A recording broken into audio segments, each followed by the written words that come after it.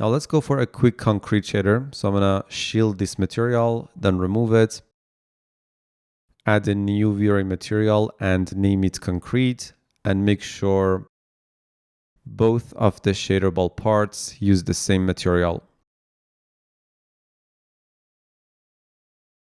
Hey folks, welcome to MoGraph Plus. This video is a free sample from our course, The Ultimate Introduction to V-Ray for Blender. It's a massive 13-hour course where we dive deep into every aspect of V-Ray for Blender, everything you need to know step by step. If you'd like to master V-Ray inside Blender, make sure to check out the full course. You'll find the link right down in the description. And of course, don't forget to subscribe and hit the bell icon so you'll get notified whenever we post new tutorials and lessons.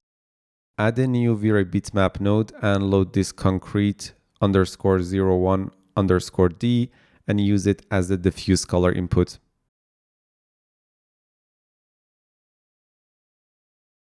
Change the reflection color to white. For the reflection roughness map, connect the same texture to an invert node. For the same reason that we inverted the parquet roughness texture, we need to invert this map as well and use it as the reflection roughness map. And for the bump map, just connect the original diffuse map to the bump map input of the V-Ray material.